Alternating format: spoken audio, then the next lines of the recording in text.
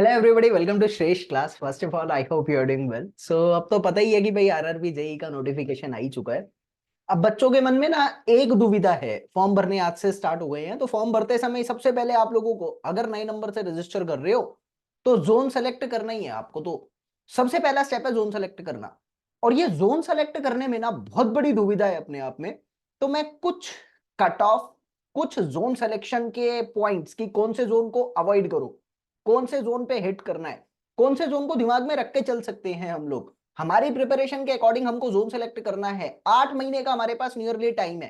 तो अगर हम इस जोन को सेलेक्ट कर भी रहे हैं तो क्या हम अकॉर्डिंगली काम कर सकते हैं, ये सभी फैक्टर्स। और लास्ट में कुछ ऐसे जनरल क्वेश्चन की मैंने बीएससी करी है फिजिक्स केमिस्ट्री के साथ, चेंज करा था, क्या मैं अप्लाई कर सकता हूँ, क्या मैं डिप्लोमा के साथ एलिजिबल हूँ, फोटोग्राफ में क्या मेन पॉइंट्स ध्यान रखने हैं, वो सब बातें आपके साथ डिस्कस कर लूंगा।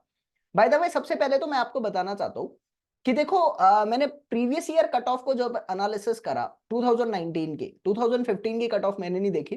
2019 की कट ऑफ में मैं कुछ डाटा आपके साथ शेयर करना चाहता हूँ। आप देखोगे मिनिमम कट ऑफ जो गई है वो तिरुवनंतपुरम की 52 गई है, 52 सीबीटी 1 की।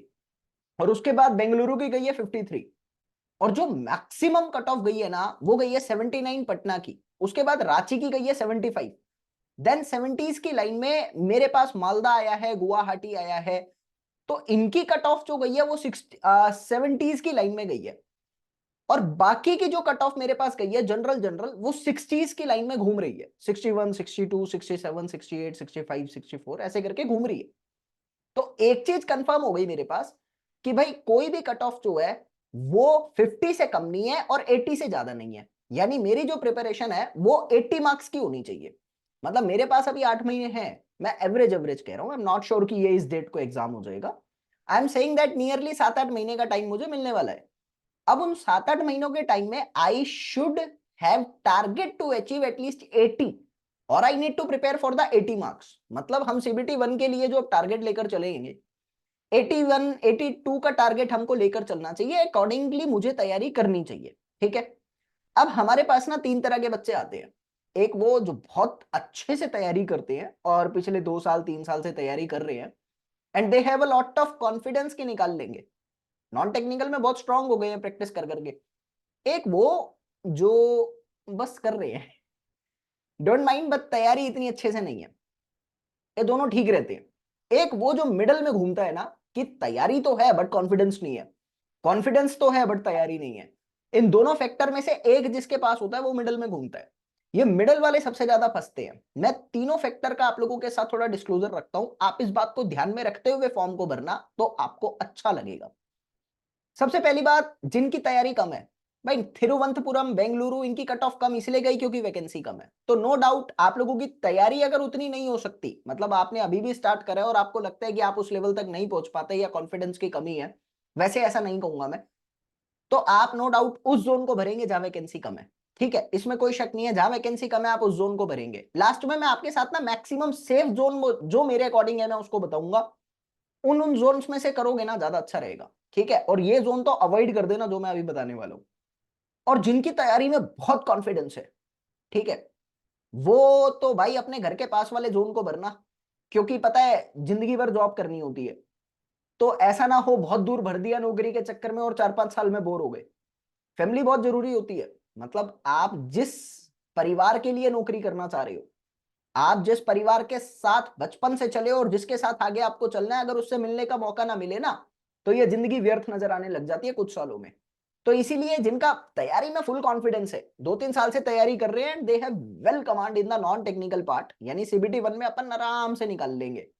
अपने घर के पास वाले जोन को भरो, ज्यादा बेनिफिशियल है। इसलिए मैंने कहा इन दोनों का क्लियर कट है, इन पे ज्यादा घूमना नहीं है अपने को। अब मिडिल क्लास वाले कहां फंसते हैं? देखो, सब ये सोचकर टारगेट करते हैं, इसमें बताने की जरूरत नहीं है कि जहां वैकेंसी ज्यादा है मुझे वहां जाना है, क्योंकि वहां चांसेस ऑफ सिलेक्शन ज्यादा है। इसमें कोई डाउट नहीं है, ये एक अच्छी स्ट्रैटेजी है and we need to be over that. But Patna को अगर आप देखो ना, तो 79 कट ऑफ है। रांची की कट ऑफ मेरी ख्याल में 75 के आसपास गई है। मालदा 73 75 के आसपास घुमा है। गुवाहाटी 70s की लाइन में घुमा है। यार, मैं एक बात कहना चाहूंगा, गुवाहाटी तो चलो छोड़ो, ये जो यूपी और बिहार के आसपास के जो जोन है ना, इन पे कोशिश करना आप अवॉइड कर दो। क्यों? मैं कारण बताता हूं आपको। एग्जाम्पल के साथ सुनते हैं, एक बच्चा मेरे पास मेट्रोपॉलिटन सिटी का है और एक बच्चा मेरे पास यूपी और बिहार का है। मैं मेट्रोपॉलिटन सिटी वाले बच्चे को कहूंगा ना बिजनेस करना है या इंजीनियरिंग में टेक्निकलिटी के साथ डील करना है, तो वो आराम से कर लेगा। वही अगर मैं उसको कह दूं कि यूपीएससी की तैयारी करनी है और मैंने सेम चीज यूपी और बिहार वाले को बोला, तो यूपी और बिहार वाला यूपीएससी की तैयारी ज्यादा अच्छे से करेगा। उधर का माहौल ऐसा है बचपन से, वो लोग ना रट्टा मारने में बहुत आगे हैं, वो मेहनत करने में बहुत आगे हैं। 10-10 घंटे एक चौटाई पे बैठ के पढ़ सकते हैं, दिल्ली वाला नहीं पढ़ पाएगा। दिल्ली वाले का दिमाग दूसरी जगह चलता है, उनका दिमाग दूसरी जगह चलता है। जो सीबीटी 1 का पैटर्न है ना, वो एक्चुअल में ऐसा पैटर्न है जहां आपको रटना है, बहुत सारा रटना है।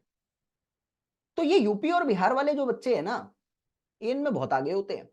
इसलिए आप देखेंगे इनके आसपास के जोन्स की कट ऑफ हाई जाती है। 2015 में भी हाई गई, 19 में भी हाई गई, और आने वाले टाइम पे भी हाई जाएगी। ये एकमात्र रीजन मुझे नजर आता है।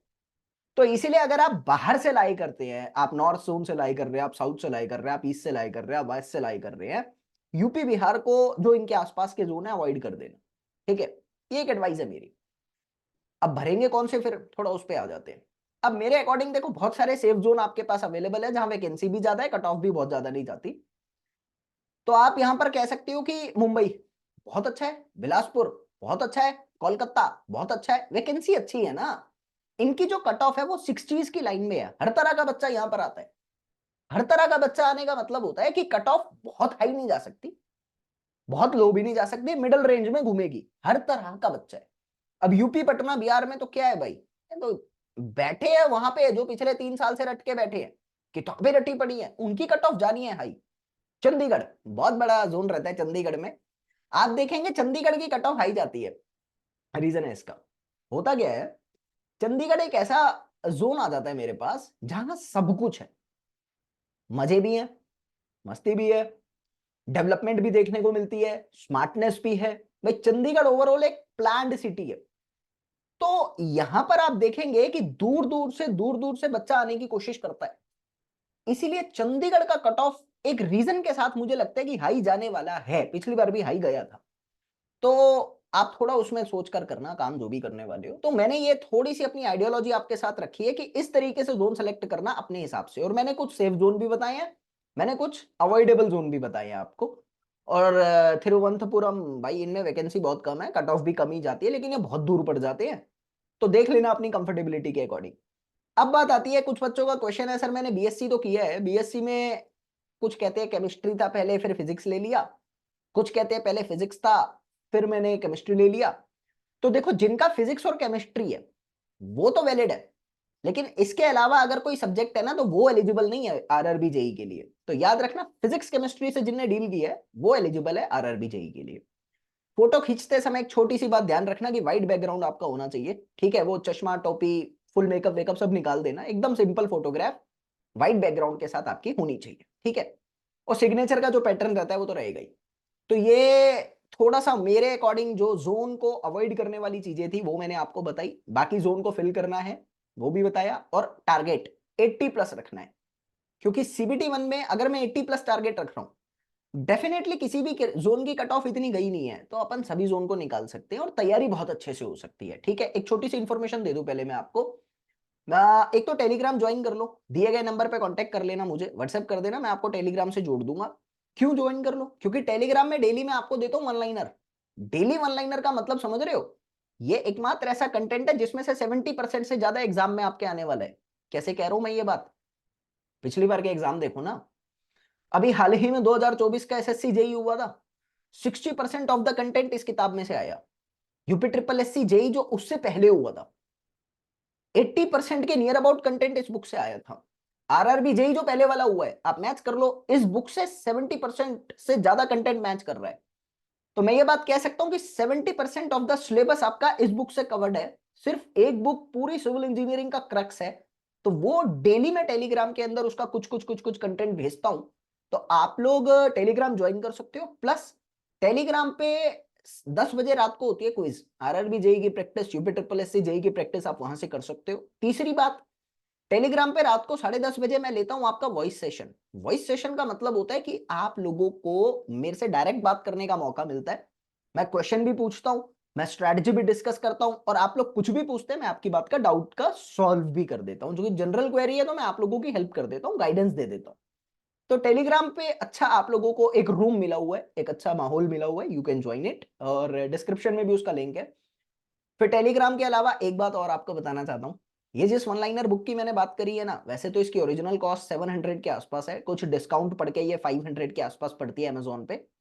लेकिन यही बुक आप लोगों को श्रेष्ठ क्लास ऐप में ओनली 55 रुपीज में अवेलेबल हो रही है। 55। ये कुछ ही टाइम के लिए ऑफर दिया गया है, और ये बुक अकॉर्डिंग टू मी आप लोगों के पास होनी चाहिए, क्योंकि इस बुक की क्वालिटी, आप टेलीग्राम ज्वाइन करो आपको पता लगेगी क्या है। और जिन बच्चों ने ज्वाइन कर रखा है ऑलरेडी, आप उनसे फीडबैक ले सकते हो। अगर फीडबैक वो नहीं देते तो मैं आपको वीडियो देता हूं। अतः सिलेक्शन है मेरे पास जिन्होंने रिकमेंड करी है, ये बुक आपके लिए बहुत बेनिफिशियल हो सकती है। तो सीबीटी 2 के लिए जो तैयारी है, वो मटेरियल के लिए ऑलरेडी मैं वीडियो बना चुका हूं, लेकिन ये बुक तो मस्ट है।